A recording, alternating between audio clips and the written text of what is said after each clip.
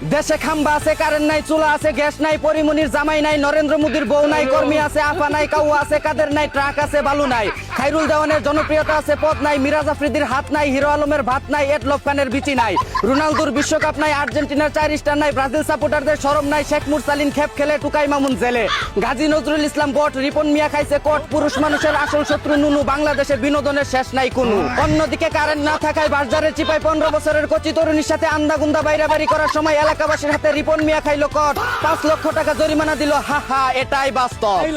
এদিকে 24 ঘন্টায় 72 বার কারেন্ট না নিয়ে বাড়িতে এসে মিটারই খুলে নিয়ে যাওয়ার অনুরোধ করলো এলাকাবাসী। অন্যদিকে যারা কারেন্ট না দিয়ে বিদ্যুৎ বিল বেশি নিচ্ছে, আল্লাহ তুমি তাদের যৌবনের কারেন্ট নাই কইরা দিও। এদিকে সপ্তাহে 7 দিনের মধ্যে 2 দিন মানুষ কটকায়, 2 দিন টুকাই মামুল বউ পিটায়, 2 দিন দেশে আন্দোলন চলে, আর বাকি একদিন শুক্রবার সবাই ছুটিতে থাকে। অন্যদিকে 27 বছর বয়সে 27 বার বিয়ে করে 27 বারও ডিভোর্স দিয়ে সফল কাবিন ব্যবসায়ী হিসেবে গিনেস ওয়ার্ল্ড বুকে নাম লেখালেন তনামিকা নামের এক বুস্কি মাতারি।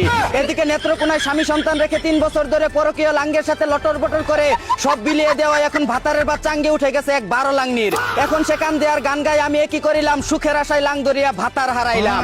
অন্যদিকে দুবাই থেকে চুরি করে আন্ডারওয়্যারের ভিতরে 1.5 কেজি সোনা নিয়ে আসার সময় চট্টগ্রাম বিমানবন্দরে আটক হলো তুষার নামের এক সুদানির ফোয়া। এদিকে কুষ্টিয়ার রোনালদোর বিয়েতে উপহার হিসেবে প্লাস্টিকের বিশ্বকাপ ট্রফি দিতে চায় কামরুল ইসলাম মেসি, কিন্তু দুঃখের বিষয় হলো তাকে দাওয়াতই দেয়নি রোনালদো।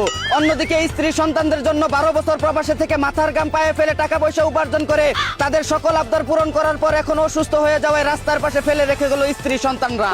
আসলে পুরুষ মানুষের জীবনটাই এমন, দিতে পারলে বেশ, না দিতে পারলেই শেষ। এই ছিল কারেন্ট না থাকা দেশের আন্দাগুন্দা খবর। চায়না থেকে আগত মিস্টার চুদলিং পংকে সাথে নিয়ে আমি ছিলাম চিন্তা করো মজিবর। শুনছিলেন আপনারা আবাইত্যা টিভির দুঃসংবাদ। এতক্ষণ সাথে থাকার জন্য ধন্যবাদ। ভিডিওটি ভালো লাগলে উড়াদুরা শেয়ার করে দিন। বিনোদনকে বিনোদন হিসাবে দেখুন। ঝাঁকানাকা পেজটি ফলো করে রাখুন।